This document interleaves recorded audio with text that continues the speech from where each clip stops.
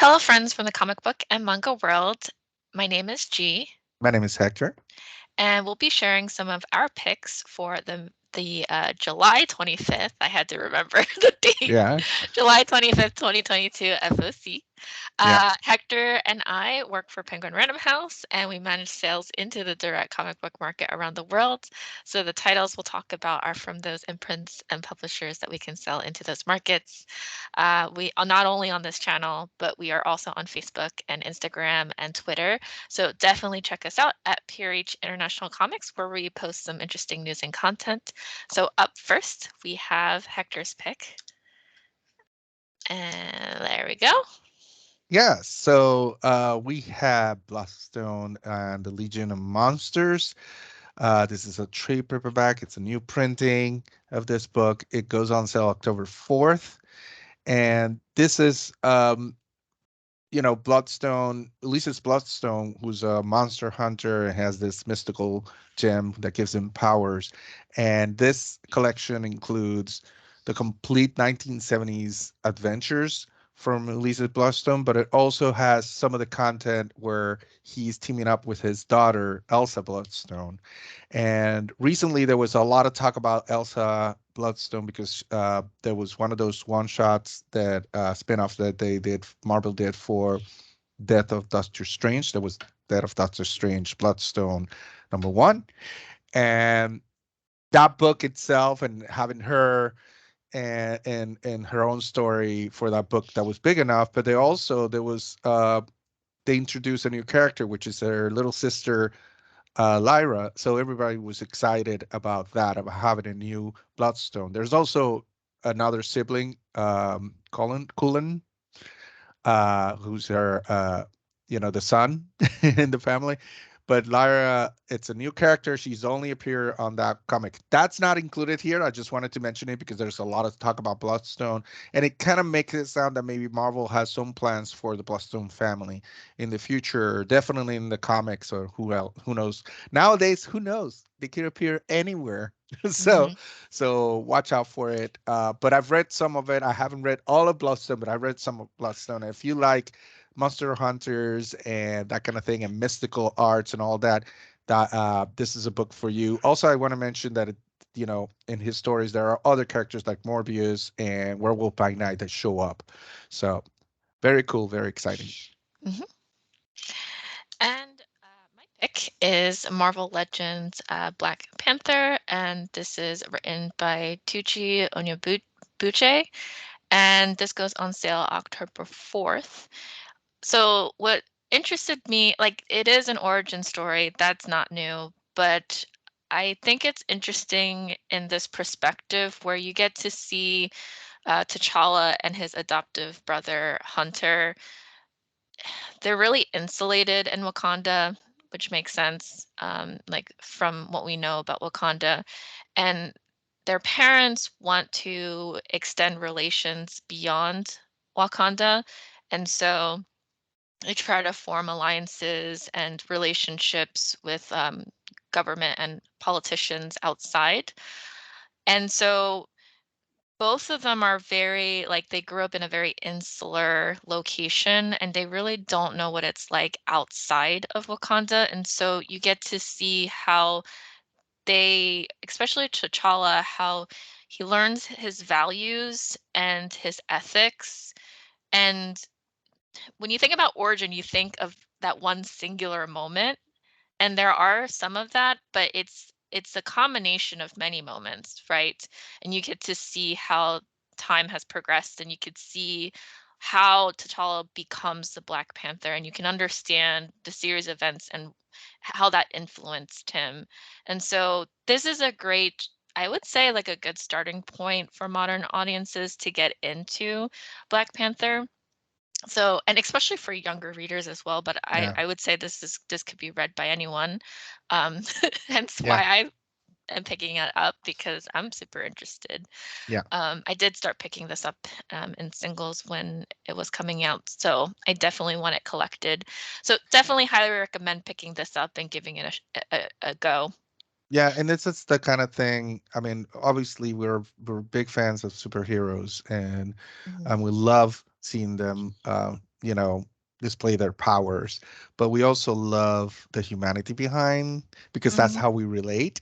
And so I really love when we do they do these kind of stories where you see not just the origin, but you see a lot of the inspiration and a lot of the what drives these characters, and later on sort of make them who they are, which is Mhm. great. And for especially for Black Panther, because I think it's a story.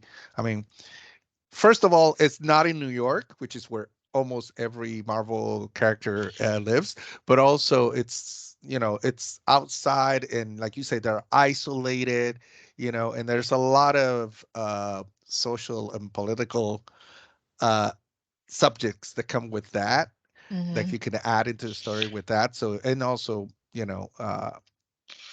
add to his story, the fact that he's been isolated his most his life. I think a lot of people can relate to it because I wanna say it's very much like an immigrant experience Yep. because, Hmm. T'Challa and Hunter are experiencing foreign lands and Yep. countries basically, and so and maybe not understanding how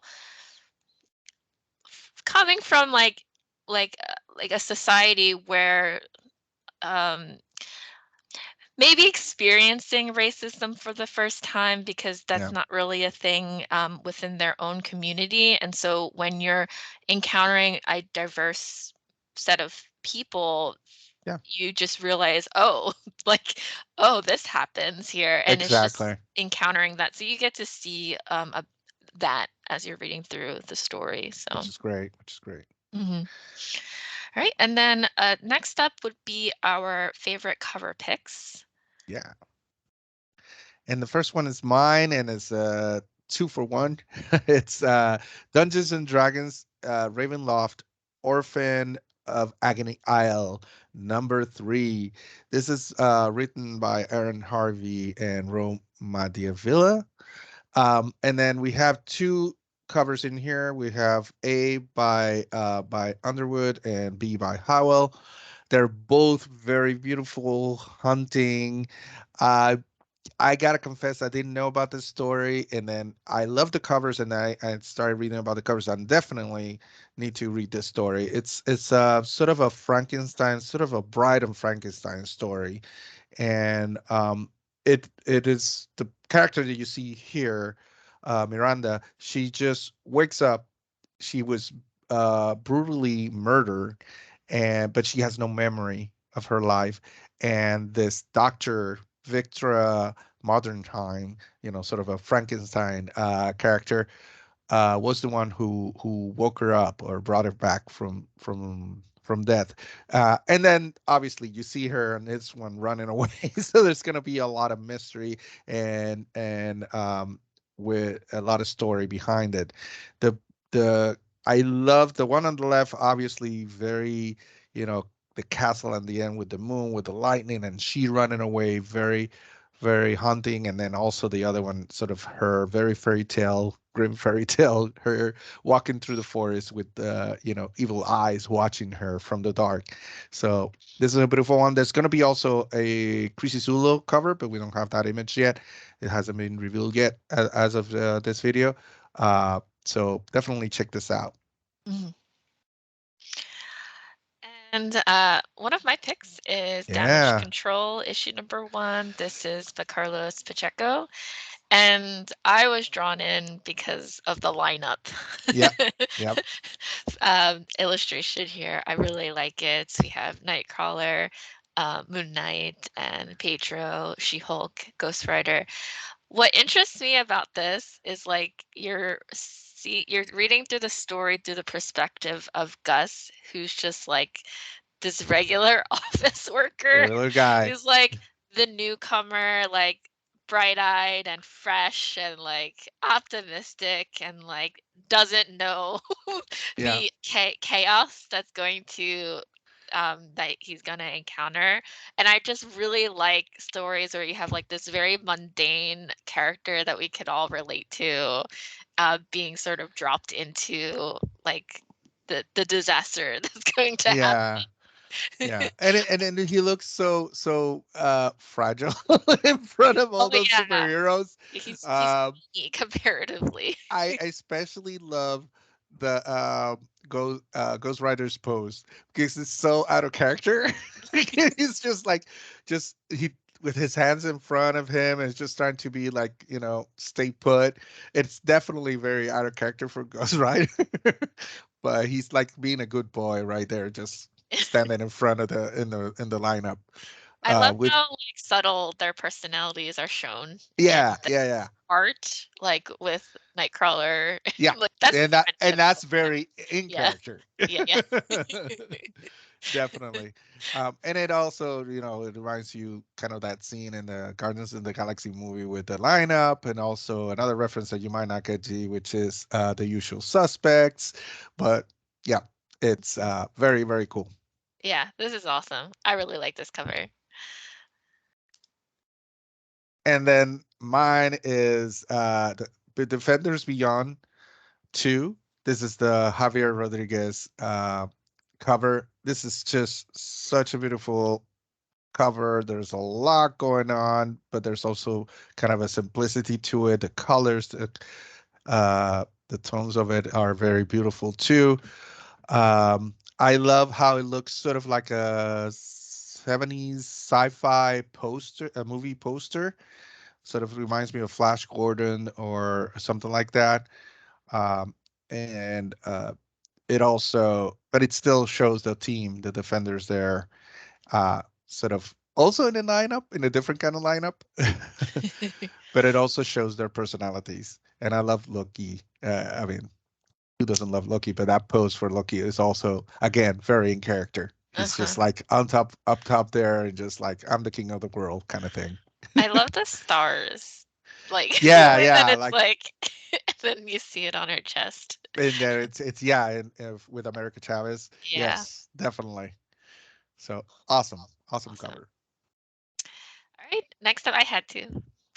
Not Yeah, only is this Shang-Chi and the Time Rings, issue number 2, but this is a Betsy Cola variant. I like the neon signs in the back.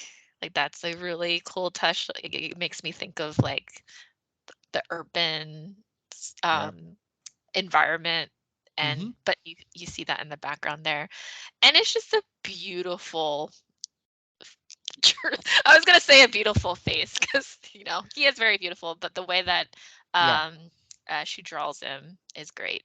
I love it. yeah, yeah. Betsy Cola is amazing. I love all her art, and I love also how is the he's in front of the dragon. He's like taking the place of that dragon, which is Hmm. awesome too.